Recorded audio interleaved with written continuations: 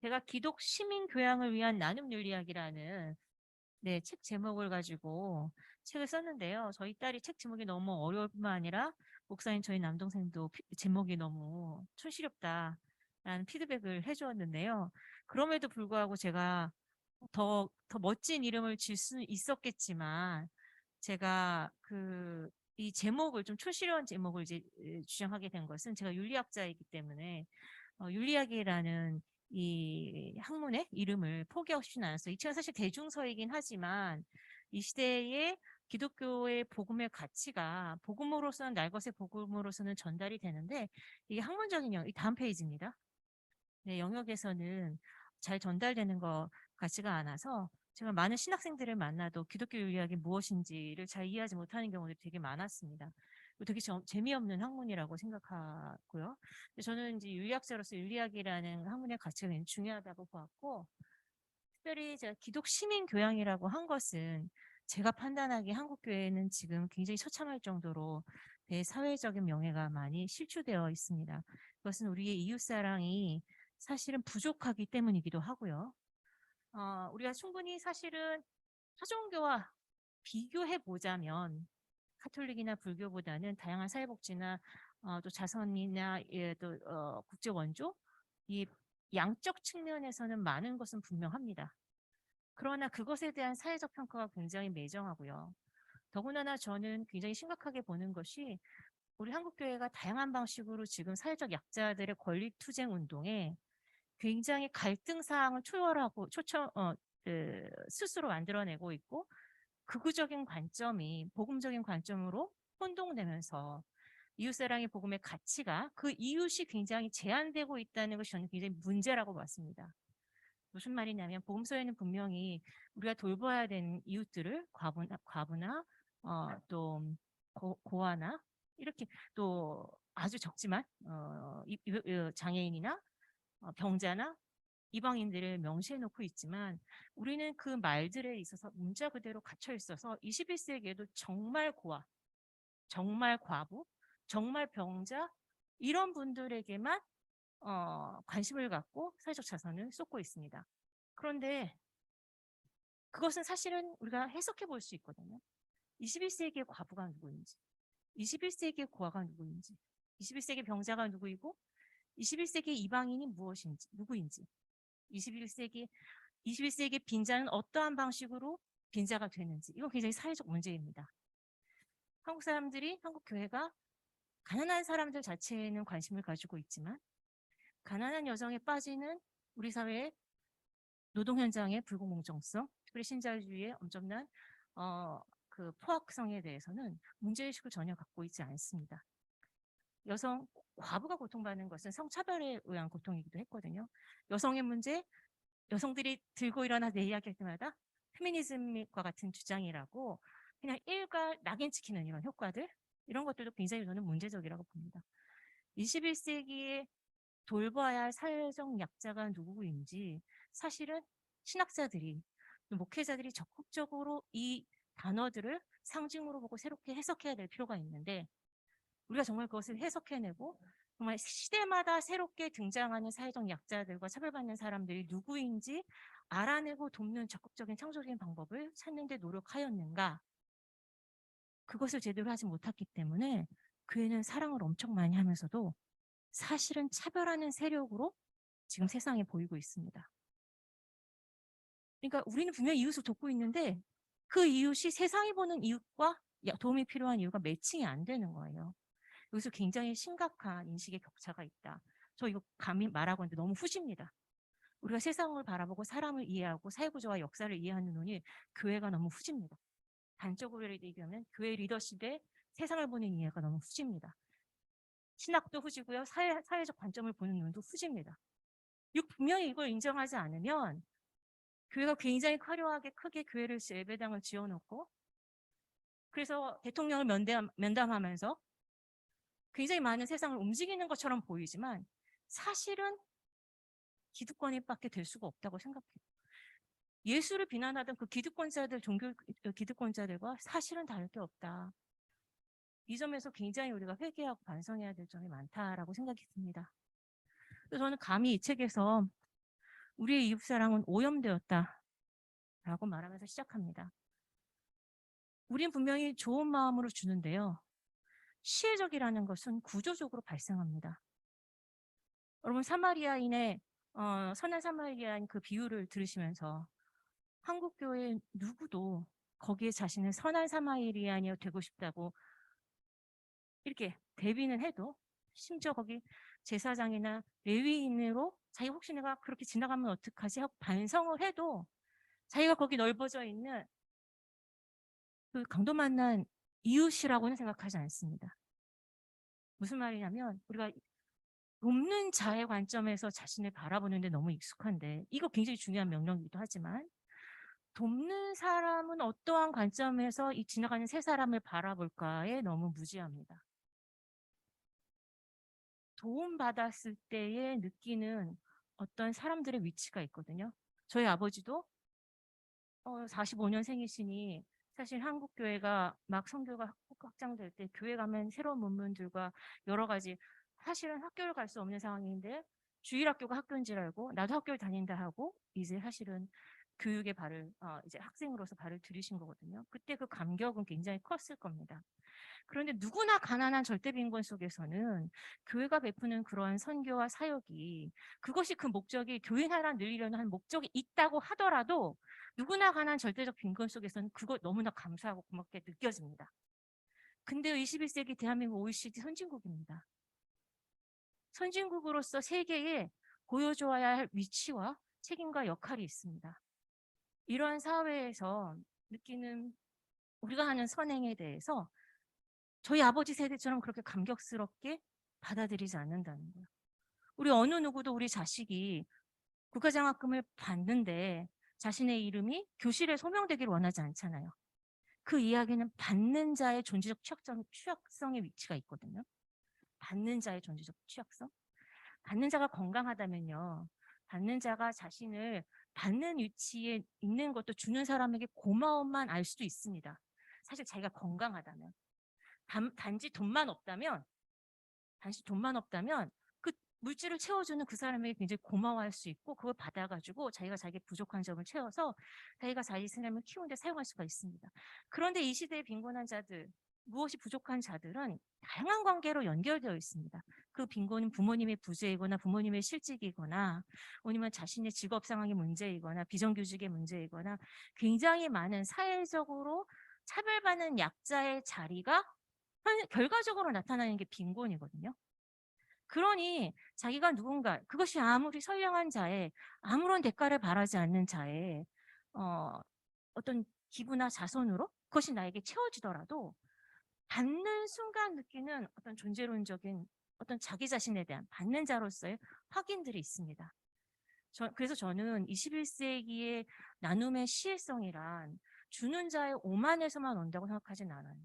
주는 자가 오만한 건 정말 우리가 그냥 너무 쉽게 비판할 수 있거든요. 문제는 구조적으로 이 시혜성이 생긴다는 겁니다. 구조적으로. 근데 교회가 여기에 민감하지 않은 것 같아요. 이 시혜성에. 두 번째, 교회 리더십이 사회 정의에 대해서 굉장히 사회 정의의 진보에 대해서 감각이 많이 무딥니다. 사실은 교회 밖 노동자들이 대부분 노동법으로 보호받고 있고요. 또한 다양한 방식의 사회복지를 통해서 보호받고 있고 보호받기를 요청받고 있고, 끊임없이 정치가 후퇴도 하지만 진보도 하고 있습니다. 그런데 한국교회 리더십은 상당히 많은 경우 사실 사회복지와 그다음 민주주의의 발전은 기독교의 가치와 전혀 위반되지 않음에도 불구하고 이거를 겨우 19세기, 20세기에 만들어진 자유주의와 공산주의의 대결 아래 이 복음, 이 현대적 어떤 제도들을 넣어서 어거지로 넣어서 이해합니다. 그러니 세상의 정치적 진보와 그다음에 정책적 진보들, 이런 것들을 너무나 단순히 공산주의로 왜곡하여 좁게 이해하고 있습니다. 그리고 교회는 당연히 자유주의에 속하여 있습니다. 교회는 공산주의도 속하지 않지만 교회는 자유주의에 속하지도 않습니다. 우리에게 선교를 했던 사람들이 미국에서 온 자유주의의 계열의 사람들이었다고 하더라도 많은 기독교의 역사 속에 자유주의는 아주 일부였습니다. 그리고 현재 21세기 자유주의가 만들어낸 경제자유주의는 매우 반복음적인 형태로 발전하고 있습니다. 그런데 교회가 그거와 거리에 두기를 하지 못하고 비판적으로 성찰하지 못하고 있죠. 세 번째, 주는 자 중심의 패러다임다. 아까 시혜와 쌍을 이루는데요. 헬퍼스 하이라는 단어가 혹은 선한 영향력이라는 단어가 우리들 주는 자들끼리 있을 때는 그냥 쓸 수 있는 단어라고 생각합니다. 그러나 여러분 교회 밖으로 나가보시면 선한 영향력이라는 말 자체가 이제는 굉장히 불편한 말로 받아들여지게 됩니다. 성향 영향력을 발휘하기 전까지는 사실은 거기는 성공주의가 있는 거거든요. 하나님과 그거 딜한다고 비판적으로도 볼 수 있습니다. 또 주는 자로서의 어떤 그 관점에서만 나눔을 이해한다라는 이 점은 굉장히 우리가 살펴봐야 된다. 이것은 사실은 선물은 받는 자가 완성한다는 새로운 패러다임의 이해가 필요하거든요. 주는 사람이 아무리 잘 줘도요. 선물의 기본적인 정의는 실패 가능성이에요. 우리가 선물을 잘 줘도 그 사람이 건져주더니 보따리까지 내놓으라고 할 수 있잖아요. 선물에 배신이 있습니다. 그 선물을 근데 배신이 있기 때문에 우리는 늘 선물을 잘 주고 싶어 하고 잘 받는 사람을 원해요. 그렇게 되다 보면 선물을 받을 사람을 선택하게 되죠. 고르게 돼요. 거기다 플러스 알파로 재정은 늘 풍부하지 않아요. 교회 재정은. 그러니 우리가 제한된 재정을 통해 누구를 돕는 것이 가장 좋을까? 거기 하나에 두 개 목적까지 더 붙으면 이것이 바로 주는 사람 중심의 선물론이 되는 것이거든요. 철학자 데리다는 아주 비판적으로 이러한 선물은 선물이 아니라고 했어요. 선물이라는 개념을 파괴하는 선물이 아닌 것이라고 했습니다. 선물은 근본적으로 실패 가능성을 인정할 때, 그러니까 정말로 그 사람이 나에게 안타깝게도 보따리 내놓으라고 그렇게 배신과 배반으로 나에게 해놓을 때 그때 그것을 감당하는 것이 사실 선물의 안타깝게도 본질입니다. 실제로 예수 그리스도가 우리에게 보여준 선물도 그것이거든요. 우리는 다 보혈의 선물을 받았지만 인간은 그 선물을 안타깝게도 거부할 수 있습니다. 심지어 그건 거부할 자유입니다. 그냥 우리가 막 이렇게 끌어다 놓고 믿어 이렇게 하는 종교가 아니잖아요. 기본적으로 바울이 말했던 신앙의 자유에 대한 그 고민은 기본적으로 바울의 핵심 개념이 은혜잖아요. 은혜와 선물, 이거 서양 언어에서 같은 뿌리를 가지고 있는 말입니다. 은혜에 사람 편에서 하나님의 은혜를 주셔도 그 은혜를 인간이 모를 수 있습니다. 그걸 몰라야 하나님의 사랑이 완전해지는 것입니다. 사실은. 모르는데 인간이 그것을 선택할 때, 인간이 하나님의 사랑에 참여할 때, 기독교 사랑이 사실 저는 그게 그래서 저도 기독교인입니다. 목사의 딸이어서 기독교인이 인 게 아니라 저는 제가 그것을 정말 위대하다고 생각했어요. 그 선택의 기회를 인간에게 넘기셨고 그걸 자유라고 말할 수는 없지만 참여의 기회를 인간에게 넘기셨다는 그 어떤 위대한 어떤 인간에 대한 믿음, 신뢰 이것이 하나님에게 있었다라는 것.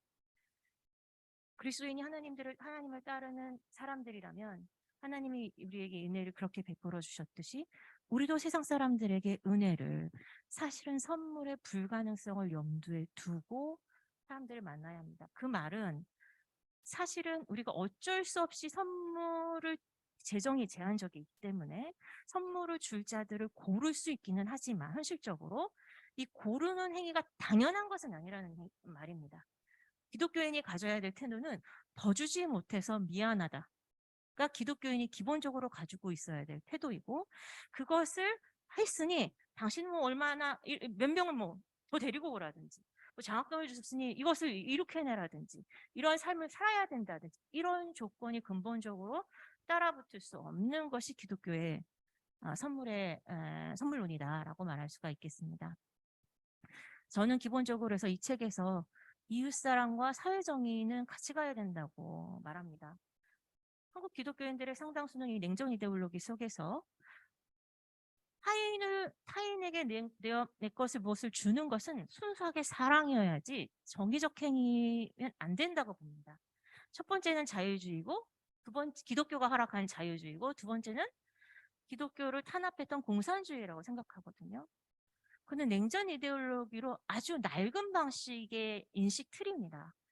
실제로 서양의 대부분의 국가들은 자유나 정의를 양자택일 한 나라들이 아닙니다. 이 두 가지를 골고루 발전시킨 나라죠. 그러면 스웨덴이 사회복지가 굉장히 발전한 나라잖아요. 스웨덴 대사가 쓴 여러 글들을 읽어보고 앙겔라 메르켈도 이제 기독교 3인당이잖아요. 기민당 출신의 총리였잖아요. 독일과 스웨덴 대표적으로 개신교의 정신이 남아있는데 사회복지가 단단하게 발전한 나라들 보면 기본적으로 사회 정의는 기독교의 사랑에 위배되지 않는다고 봤어요. 오히려 이 사회 정의의 효과적인 측면, 이게 본질적이진 않은데요. 효과적인 측면을 인정합니다. 아까도 말씀하셨더니 광주 송명교회에서 하셨던 일들이 굉장히 다채롭고 우리가 모범이 될 만한 일인데 생각해보면 교회가 그렇게 동네마다 맞는다고 해도 이게 부족합니다. 재정이 부족하고요. 그게 교회가 21세기 교회가 100% 교회만이 해야 될 일인지는 질문해 볼 수가 있을 것 같아요. 하나님이 인간을 사랑하셨듯이 세상도 나름의 발전을 해오고 있거든요. 대한민국이 민주주의 발전을 통해서 사실은 최대 빈민국에서 어느 정도의 OECD 선진국으로 작년인가 이제 들어갔잖아요. 이 상황 속에서 여전히 부족하긴 하지만 다양한 민주적인 시스템과 그다음에 사회복지 제도들을 굉장히 많이 갖춰놨습니다. 제가 유학했을 때 프랑스에서 보았던 굉장히 좋았던 선진 시스템들이요. 종류별로 다 한국에서 제가 좀 찾아볼 수가 있습니다. 지원하는 돈의 양은 좀 적어요. 기여할 수는 좀 적지만 상당히 많은 복지 제도들이 한국에 들어와 있습니다. 그 말은 이 정치 공동체가 서로 잘 살아보기 위해 강제적으로든 조세 형식을 통해서 그 일을 조금씩 해내고 있다는 거예요. 이 방식을 통해서 사실은 시장 경제가 다 하지 못했던 일들을 좀 메꿔가는 일들을 국가가 적극적으로 해내고 이제 있습니다. 이것은 뭐라고 아무리 사람들이 비판해도 사회정의의 발전입니다. 그런데 이 사회정의의 발전에 이 자유주의 식의 신앙을 기독교의 전부라고 생각하는 한국교회의 다수의 사람들은 이것을 너무나 쉽게 공산주의에서 온 것, 사회주의에서 온 것이라고 생각하시거든요. 근데 실제로 복지제도의 대부분은요, 그 시초를 보면 영국에서 출발했어요. 산업혁명 자본주의가 발전에 시작했던 영국에서. 요람에서 무덤까지가 이게 영국에서 나온 말이란 말이죠. 자본주의가 이렇게 놔둬서는 안 되겠다 해서 만들어낸 자구책이 사회복지 제도입니다. 그러니까 사실은 자유주의자라면 제가 계속 썼지만 자유주의자로 막 전쟁이 나고 막 폭도가 일어나서 죽기를 원하시지 않으신다면 자유주의자면 사회복지 적극적으로 지지하세요. 저는 이렇게 말합니다. 그래, 그때 꼭 자유주의에서 지지하라는 것이 아니라 우리가 세상의 제도를 통해 우리 이웃들이 기본적인 인간의 삶을 충족한다면 기독교인들이 거기에 반대해야 될 이유가 뭐가 있습니까? 우리가 다 책임질 수 없는데. 우리가 하나님 나라에도 속해 있지만 세상에 속해 있는 시민으로서 세상의 제도가 거기다 메이드 인 바이 크리스찬이라고 써있지 않더라도 그게 하나님의 나라의 정신과 위배되지 않는다면 기독교인들은 거기에 참여할 수 있는 이중적 아이덴티티를 가지고 있는 존재라고 볼 수가 있겠습니다. 그러나 세상의 정의는 분명히 한계가 있습니다. 제가 여기까지 얘기하면 사회복지를 이상적으로만 말하는 걸로 생각하실 텐데요. 사회복지가 발달한 나라의 한계들을 폴 리게르라는 점을 좀 더 설명하겠지만 철학자가 굉장히 잘 짚었는데요. 70년대 프랑스도 사회복지가 굉장히 많이 발전했거든요. 근데 개신교 신앙을 가지고 있는 이 철학자가 볼 때 이 사회복지 제도가 잘 발달한 나라의 문제점이 뭐냐면 사람들이 빈곤한 자, 고통받는 아픈 자들이 다 발생했을 때 자기가 직접 나가서 교회에서나 뭐 우리 개인적으로 도울 생각은 전혀 하지 못하고 다 사회복지사에게 보낸다는 거예요. 그건 내가 할 일이 아니라 국가가 할 일이라는 거죠. 이렇게 제도만이 그 일을 사회적 타자의 고통을 책임질 수 있다라고 방관하는 사회는 치명적인 단점이 있습니다. 한 번 만들어진 법이 영원히 가지 않잖아요. 제도가 영원히 가지 않잖아요. 새로운 시민들을 통해서 계속 선거를 통해서 또 새로 뽑힌 국회의원들이나 뭐 지방의원들을 통해서 법은 계속해서 바뀌고 제도는 계속해서 바뀌게 되죠. 많은 사람들이 이웃과 특별히 고통받는 이웃의 문제를 국가 전문인들에게 떠넘길 때 그 제도는 축소됩니다. 왜냐하면 저 사람들을 직접 고통을 내가 도우면서 알아야 자신의 한계도 알고, 그래서 제도도 필요하구나, 이러한 의식들이 생기는데요. 그게 퍼스널한 것이 없어지면 이 제도에 대해서 우리가 지키고 더 확장해야 되겠구나 하는 생각을 못 하게 된다는 거야. 근데 사실은 이 둘은 정의는요, 제도를 수행하는 걸 통해 정의가 이루어지는 사회 정의는 하나님 정의는 아니에요. 인간의 정의는 제도를 통해 결국 수행이 되는 것인데, 인간의 정의는요, 늘 현재에 멈추길 좋아해요. 그런데 문제는 계속 발생하잖아요. 어떤 새로운 사람들의 고통은 계속 발생. 30년 전에 비정규직 논쟁은 없었거든요. 지금 비정규직이라는 사람들이 존재하잖아요. 다양한 어떤 법적 태도들이 밖에 있는 자본주의가 아주 머리가 좋아가지고 새로운 합법적이거나 법으로 보호되지 않는 노동직군들을 많이 만든단 말이죠. 그들의 고통이 생긴다는 거죠. 이건 지금의 정의 시스템, 제도, 법적 시스템으로는 절대 보호받을 수 없습니다. 인간의 정의는 언제나 늘 느리고요. 늘 뒤처졌고 보수적이에요, 사실은.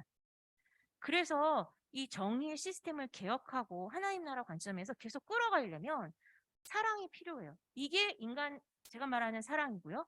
이게 하나님의 정의입니다. 하나님에게는 정의와 사랑이 분리되어 있지 않거든요. 이게 인간에게는 사랑이 되죠. 우리는 하나님의 정의의 관점에서 인간의 정의의 보수성과 또 어떤 뒤처짐과 이런 것들을 계속 끊임없이 개혁해 나가야 되겠죠. 그래서 쉽게 말하면 제도가 보장한, 그러니까 제도가 이미 있는데 이 제도가 권리를 합법적 차원에서 규범적 차원에서 보호하는 일군의 사람들이 있습니다. 국가로 보면 국민들이고요. 교회로 보면 자기 교회 교인들일 것입니다. 그런데 사랑은 무엇을 하는 것이냐면 그 제도로 당연히 그 권리를 보장받은 사람들 말고 그 밖에 있는 사람들 있죠. 혹은 그 안에 있어도 너는 기여가 너무 낮으니까 우리랑 똑같은 권리가 없어 라고 차별받는 사람들에 대해서 그 사랑은 그 제도를 유연하게 허물고 새롭게 넓히는 작업을 해야 됩니다. 그래서 사랑은 정의를 확장해야 돼요. 이거 쉽게 말하면 정의는 사랑을 실현하고 사랑은 정의를 확장한다. 이렇게 볼 수가 있겠습니다. 네, 다음 페이지. 네. 그래서 교회 안에 나오는 어려운 점은 왜 그럴까요? 아까도 말했던 선진 대한민국 사회정의 시스템 진일보했는데 그러다 보니 우리가 다 이제 국가의 일로 넘기기 되면서 교회가 이제 힘이 붙이기도 하고 재미도 안 납니다. 사람들이 뭐 1년에 한두 번 쌀 갖다 주는 거 고맙하지도 않습니다. 왜냐면 나에서 정기적으로 아주 좋은 쌀을 기초생활수급자들 분들에게 주기 때문에 이게 뭐 그렇게 고마운 일이 아닙니다. 이거 주면서 우리가 대단한 일을 했다고 생각하는 것 자체가 인식의 격차가 이제 생기게 되면요. 그때부터 요만큼 하고 이만큼 한 사람들이라는 얘기를 듣게 되는 겁니다. 제가 오늘의 신학 공부라는 그 유명한 사이트 있잖아요. 거기 있어요. 거기 제가 최근 올린 강연이 이제 떴는데 그 밑에 댓글들이 되게 좀 참혹한 댓글들이 있어요. 교회가 언제 사람을 도왔다고. 이런 얘기들이 되게 많아요.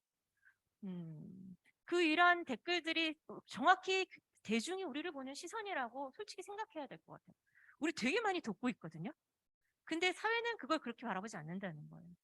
그렇다면 이제 당신들이 제대로 못 보고 있어 말하지 말고요. 우리가 그만큼 더 충분히 돕지 못하고 있구나. 우리의 태도를 좀 되살펴 봐야 되겠죠.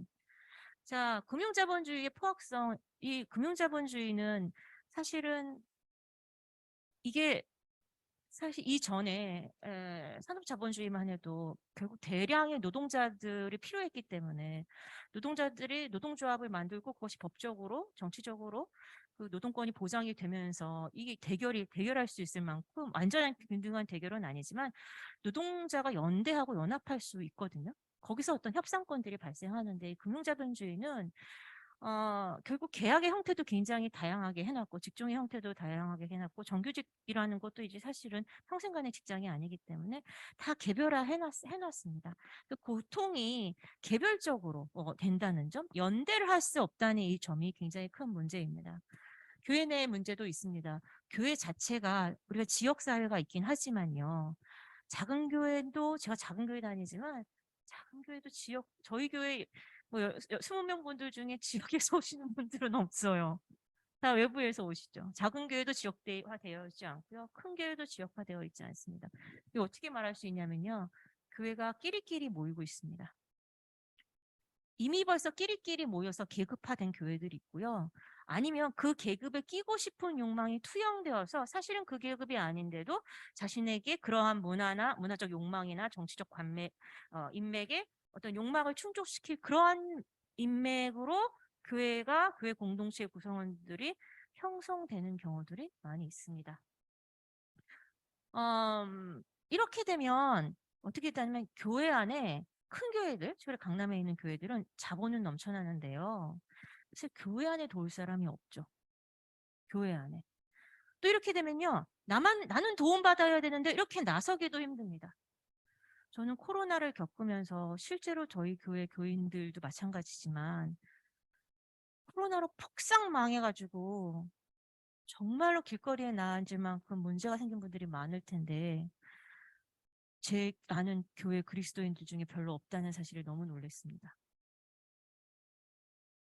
정말 최하위층은 교회를 제가 다니는 교회, 큰 교회는 못 오시는 것 같아요. 저희 교회도 가난한 분이 많은데 이 사회 통계상 진짜로 지금 한 끼가 없으신 분들이 있어야 되는데 그분들이 교회에 없다는 점, 우리 교회에 없다는 점, 이거 굉장히 심각한 문제가 아닌가라는 생각이 듭니다.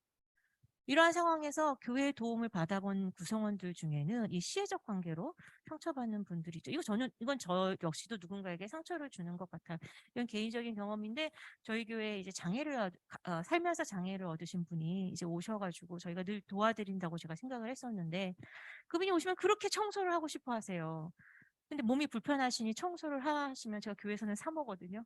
그러니까 불편하단 말이죠. 그냥 내가 빨리 하면 좋겠는데 일을 2번 해야 될 수도 이제 있단 말이죠. 그때 제가 아니 여기 좀 계세요. 제가 하겠습니다. 얼른. 근데 그렇게 하시려고 하더라고요. 나중에 막 짜증이 나기도 했어요. 근데 나중에 제가 정말 회개했던 것이 그분이 원했던 거는요. 저희 교회에서 뭐 한 달에 10만 원, 20만 원 주는 거 그게 아니었어요. 그분 사실은 나라에서 주는 보조금들 그거로 그냥 절약해서 사시면 된다는 자존심이 있으신 분이거든요. 그분이 정말 원했던 거는요. 세상 사람들이 자기 직장 동료들 관계가 끊어진 거잖아요. 아도 자신을 불쌍하다고 보는 사람들이잖아요. 자신을 하나의 인간으로 존엄하게 맞아주고 자신에게 할 일을 넘겨주는 사람들, 그 공동체를 원하셨던 거였어요.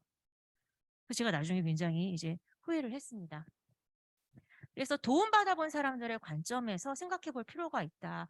그들이 교회에 원하는 것은 21세기 한국교회, 20세기 한국교회에는 가난한 자들은 교회에 와서 교육도 원하고 지원도 원했습니다. 그런데 21세기 한국교회에 원하는 정말 사회적 차별을 받는 사람들의 것은요. 뭐 돈으로 도와달라는 얘기가 아닙니다. 지지해달라는 거야. 자신이 한 공동체의 인격적 존재로서 나에게 어떤 일을 맡겨달라는 겁니다. 믿어달라는 거고요. 자신이 억울한 일을 당했을 때 같이 목소리를 내고 싸워달라는 이야기가 사실은 그들에게 훨씬 더 다가왔다는 거죠. 실제로 예수님에게 도움받은 사람들은 배를 불린 사람들도 있고 병이 가진 사람도 있지만 그거는 사실 예수가 사람을 만나는 도구 아니었습니까? 예수가 사람을 만났을 때 그 감격은, 사람들이 예수를 만났을 때 그 감격은 그가 나를 다른 사람들 다 사회적으로 나 무시하는데 나를 하나의 인간으로 만나서 인간으로 대화하고 손잡아주고 그 자신의 삶의 바운더리 안에 받아주고 같이 식사를 하고 밥 먹는 게 엄청나게 사회적 행위잖아요. 그것이 그들에게 어떤 사람은 전 삶을 내놓을 만큼, 어떤 사람은 목숨을 내놓을 만큼, 어떤 사람은 전 재산을 내놓을 만큼 자신을 변화시켰다라는 점. 그런데 우리의 이웃사랑은 너무 물질적이고 너무 일시적이며 그것은 결국 그 사람들을 받는 사람의 자리에 고정시켜 놓고 있다. 라는 그런 지점들을 우리가 비판적으로 볼 수가 있겠습니다. 또 하나 현실적인 어려움들이 있습니다. 실제로 교회에서 좋은 마음을 먹고 누군가를 도우려고 해도요. 교회 누구를 어떻게 도와야 할까 이런 공정성의 문제는 늘 사실은 어렵습니다. 이걸 안 어렵다고 생각하면 그 교회가 문제가 있습니다. 이거 어려워야 합니다. 어떤 사람의 마음을 다치지 않고 주는 일은 굉장히 조심스럽고 어려운 일이거든요. 굉장히 요즘 사람들은 훨씬 더 예민하고 민감합니다. 이 점을 민감한 사람의 탓으로 돌릴 수는 없어요. 왜 자존감이 없느냐라고 탓을 돌릴 수는 없습니다. 그래서 이거 굉장히 조심하게 이제 예민하게 해야 된다. 네, 그렇죠. 시간 조정이 이제 필요하네요. 네. 얼마나 남았나요? 10분 정도야. 10분 정도면 네. 해볼까요? 다음 페이지. 그래서 공동체 생존 경제 제가 이제 임의로 이제 20세기와 21세기 전과 21세기를 좀 다르게 생각해 보자면 인간은 집단 사회적 동물로서 공동체적 생존 경제를 하고 있다라고 볼 수가 있습니다. 근데 우리가 이제 20세기 이후에 산업혁명 이후에는 민간 영역, 시장 영역에서 많은 것들을 서로 나누며 살고 있습니다. 이 나누는 것은 우리나라에 나누다는 말은 굉장히 다양하죠. 내 것을 이렇게 교환할 때도 나누다라는 말을 쓰고요. 내 거를 빌려줄 때도 나누다라는 말을 쓰고요. 개 몫을 찾아줄 때 나누기를 할 때도 나누다라는 말을 쓰고요. 내 걸 순수하게 나눠줄 때도 나누다라는 말을 씁니다. 우리나라 사람들이 기본적으로 해서 나눔을 분류하는 데 취약합니다. 이게 또 이제 우리의 장점이면서 한계예요. 나는 순수한 마음으로 줬는데 저 사람은 자기 목 찾아갔다고 생각하거든요. 이게 이제 명확하게 구분이 되지 않은 지점들이 있는데요. 어쨌거나 사실은 제가 동그라미를 작게 그렸지만 훨씬 크죠. 우리가 시장에서 훨씬 많은 우리 사회가 만들어낸 어떤 생산물들을 서로 나누잖아요. 그러니까 물질의 상당수는 더 시장에서 분배가 이제 이루어집니다. 그런데 시장에만 남겨놨더니 다양한 문제들이 생기고 특별히 빈부의 격차가 생기면서 20세기 정치체가 발전하면서 공적 영역, 특별히 국가 중심의 공적 영역들을 발전시켰고 국가 복지를 형태를 통해서 재분배 사회를 만들어가고 있습니다. 근데 이 기부하고 공적 부전은 뭐냐면요. 사실은 그냥 시장에서 하는 매매 행위라든지 어떤 노동을 제공하고 임금을 받는 형태는 일종의 교환행위예요. 교환행위. 즉 국가복지 안에서도 교환행위가 좀 있기는 해요. 우리가 연금 제도라든지 건강보험 같은 경우는 이거 사회 안전 시스템이라고 하는데 이런 것들은 기초 생활 수급자들에게 주는 공적 부조하고는 좀 달라요. 그러니까 건강보험은 많건 적건 소득에 따라 내가 일정량을 붓잖아요. 그래서 사실 거기서 찾아먹는 것이잖아요. 그런데 공적 부조는 기부처럼 국가에서 무상으로 주는 겁니다. 사실은 민간 영역에서 그 교환행위에 혜택을 받지 못하고 가난한 사람들에게 주는 것이 기부라면 이 공적 영역에서도 비슷한 게 있습니다. 공적 부조. 그런데요. 지금 요 두 가지로 했을 때는 늘 이제 이데올로기 싸움이 되는 거예요. 그리고 특별히 공적 영역의 시스템은 아무래도 이제 공적인 돈이다 보니 효율성이 떨어지고요. 이 재정의 손실이 굉장히 많다고 사람들이 느낍니다. 안 그럴 수도 있는데 하여간 그렇게 느낍니다. 그래서 다음 PPT 보시면 이제 20세기 후반부터 사회적 경제라는 새로운 영역들이 이제 발생하게 되는데요. 이거는 민간 영역과 공적 영역을 이제 합쳐낸 중간에 있는 시스템이라고 보시면 되고요. 예를 들어 협동조합이라든지 사회적 기업, 지역화폐 같은 그러한 개념들이 현실적인 사회적 경제의 예시들인데요. 이런 것들은 어떠한 정신을 추구하냐면요. 개인이 아니라 개인. 왜냐면 저 민간 영역에서는 개인의 이윤이 중심이잖아요. 사회적 경제 영역에서는 개인의 이윤이 아니라 공동체 구성원, 특별히 공동체 구성원 중에서도 이 몫에 대한 권리가 낮은 사람들에게도 균등함, 이익이 실현될 수 있는, 이거 보편이익이라고 하죠. 보편이익이 실현될 수 있는 새로운 사업의 모델입니다. 사회적 협동 경제도 기업이에요. 근데 주식회사와 다른 점이 뭐냐면 주식회사는 투자한 만큼 투자 비율대로 수익을 가져간다면 협동조합은 모두 다 조합원들의 조합비가 같습니다. 그래서 수익도 n분의 1을 해서 가져가는 게 협동조합의 모델입니다. 그리고 또 하나 결정적인 게 다른 게 있다면 주식회사 모델은 투자자와 노동자가 이완화되어 있어요. 그런데 협동조합은 노동자가 곧 운영자, 경영인으로 이렇게 결합되어 이제 있죠. 근데 한국 사회에서 이제 유래할 점은 뭐냐면 우리는 노동자인데도 투자자인 사회로 이제 주식을 운운하고 있기 때문에 요 굉장히 이제 협동조합과는 다른 형태의 어떤 투자 마인드 이런 것들이 이제 발생하고 있는 그런 시점은 또 너무 빠르게 금융 시스템에 노동자들마저도 이제 적응하고 있다라고 볼 수가 있겠죠. 어쨌거나 사회적 경제도요. 근데 지금 저를 초청한 이 희년은행 모델은 이것은 민간 영역의 기부, 국가복지 영역의 공적 부조와 같은 연장선에 있다. 그래서 안 보이시기 때문에 노란색으로 이렇게 제가 또 이거 세 개를 묶어놨거든요. 같은 수준이라고 볼 수 있습니다. 사회적 경제 안에서도 상호의 이익을 추구하거든요. 그런데 이 희년은행은요, 여기 보시면 아시겠지만 사실은 기본 조합원들 같은 경우에 누구나 자본금을 내야 되잖아요. 조합비를 내야 되잖아요. 근데 출자 조합원은 제가 알기로는 대출을 하지 않으시는 분들이죠. 그리고 빚내는 청춘들에게 빚을 내주시잖아요. 이들이 물론 기본 조합원이 무조건 의무 지으시나요? 네네. 이제 사실은 이제 부수적이고 본질적으로는 사실은 여기 또 하나 보면 대손 준비금이라는 게 있잖아요. 이거 물론 은행에 다 이게 있기는 하지만 이게 상당히 중요해요. 여기서는. 왜냐하면 안 갚을 수도 있기 때문에. 안 갚을 걸 알고도 이 어려운 일을 하는 거잖아요. 특별히 아까 장발장 은행 같은 경우는 어떤 이웃들을 대상으로 은행업을 하고 있냐면 그 벌금형을 받으신 사실 범죄자죠. 벌금형을 받으신 분들 중에 최하위 계층에 계신 분들 중에 벌금을 내지 100만 원, 50만 원이 없어서 감옥에 가셔서 이제 노역을 하셔야 되는 분들이 계세요. 그분만 노역하면 괜찮은데 그분에게 주르르 딸린 생계가 있단 말이죠. 그럼 아이들이 굶고 있어야 돼요. 병든 노모가 굶어야 되죠. 그런 분들에게 벌금을 대신 내주는 것을 목적으로 하고 있습니다. 거기는 조합 애초에 들어가 있진 않아요. 그러니까 무슨 말이냐면 공공의 이익이 아니라 우리끼리 돈을 모아서 우리끼리 돕는 게 아니라 권리가 없는 사람들이거든요. 자격이 없는 사람들. 그 자격이 없는 사람들을 적극적으로 돕는 이런 형태의 모델이 사실은 이 희년은행 모델의 이제 일부다라고 볼 수가 있겠습니다. 그 다음 페이지 보시면 그래서 교회 안의 나눔의 방식으로 희년은행이 지금 저는 의의가 있다고 봅니다. 신학적으로 굉장히 의의가 있는데요. 사적 자선도 중요하지만 사적 자선으로도 사람들이 감사와 풍요를 누렸던 시기는 사실은 안타깝게도 저는 이거 안타깝게라고 분명히 말할게요.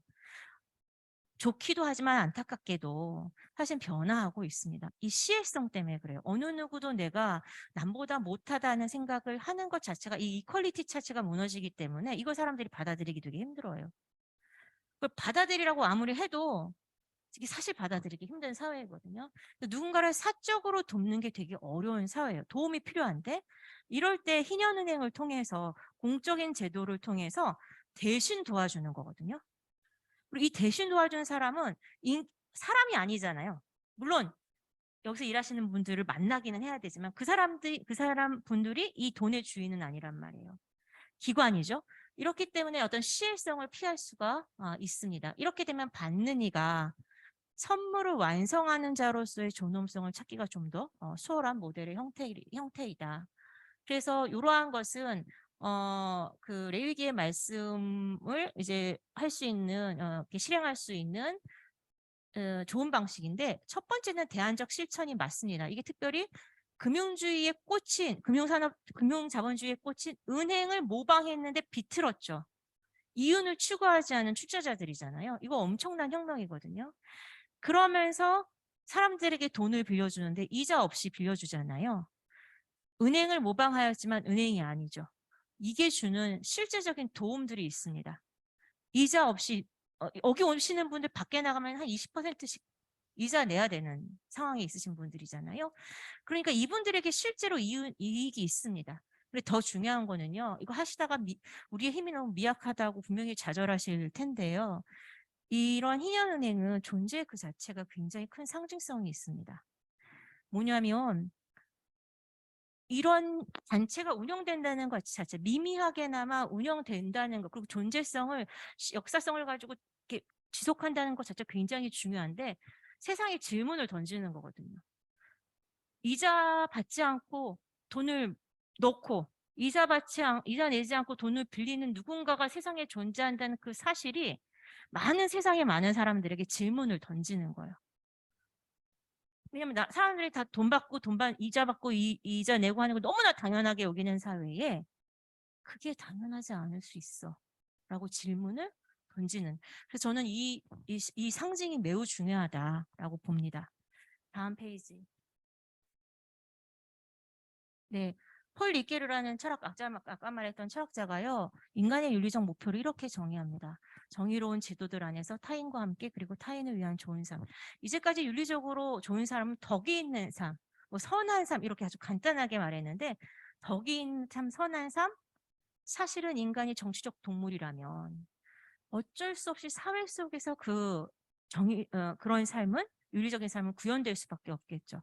그렇다면 그 구체적인 방식은 정의로운 제도들 속에서 타자들만을 위한 삶이 아니라 결국 그것이 나까지도 위할 수 있는, 반대로 나를 위한 제도뿐만 아니라 타자를 위한, 이 모두를 위한 삶이 될 때 우리는 좋은 삶을 살 수 있다라는 이야기를 하죠. 좋은 삶 자체가 사실 아리스토텔레스의 삶의 목적이거든요.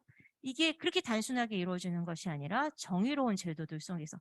그러니까 21세기의 기독교인들이 해야 될 것은 제가 볼 때는 우리 사회가 정치적으로 좋은 다양한 정의로운 제도들을 만드는데 그리고 적극적인 관심을 갖고 이제 운동하고 또 시민으로서의 목소리도 내고 해야 될 때이다. 근데 리케르는 이 제도를요 단순히 국가적인 어떤 조직들만 말하지 않았어요. 그러니까 영어로 인스티튜션이라고 하는데 이것은 가족부터 여기 보면 다양한 단체들 전체가 들어갑니다. 이 단체들 안에 있는 것들이 성차별적이지 않아야 되고요. 사회적 어떤 경제적 약자를 만들어야 되지 않고 이 안에 있는 정의들이 구체적으로 구현될 때 이럴 때 우리는 통전적으로 우리는 좋은 삶을 살 수 있다라고 볼 수 있겠죠. 네, 다음. 네. 근데 이게 저는 은행뿐만 아니라 기독교가 하는 모든 나눔 행위들에 있어서 어떤 사업들에 있어서 주의해야 될 점이 있다고 생각합니다. 의식이 중요합니다. 자선이면서 동시에 자선이 아닌 부분들에 대해서 생각해 봐야 된다. 우리가 자선으로 하지만 그것이 결국 사회적 어떤 정의적 측면에서 일어나고 있는 부분이라는 점을 명시적으로 알아야 되고요. 또 중요한 부분은 사실은 이 부분이 굉장히 되지 않으면 이 조직은 깨질 수밖에 없습니다. 여기에 기부하고 혹은 조합으로 가입하고 대출을 하시는 모든 구성원들이 이 희년은행의 혹은 기독교의 나눔의 정신에 그 정신의 깊은 어떤 뜻을 알아야 된다라는 점이죠. 그래서 이건 끊임없이 교육해야 됩니다. 아까도 말했지만 서구 유럽에서 한번 제도 잘 만들어 놓고 잘 되겠지? 아니요. 사람들이 사회복지사한테 다 맡기면요. 결국 그 다음 세대에서는요. 다시 구구가 판을 쳐요. 이걸 계속 끊임없이 시민교육을 해야 되고 그 안에 조합원 교육을 해야 되고 교인교육을 해야 됩니다. 더불어 사는 것이 되게 좋은 것이고 그렇기 위해서는 사실 서로의 양보와 희생이 필요하다. 그리고 우리의 제도는 정의로운 제도들은 사실 늘 낡고 늘 뒤처져서 계속 끊임없이 개혁해야 되고 새로운 사회적 약자들을 발견해서 이것들을 계속 개혁해 나가야 된다는 그것은 교육해야 됩니다. 제도적 한계도 이제 있습니다.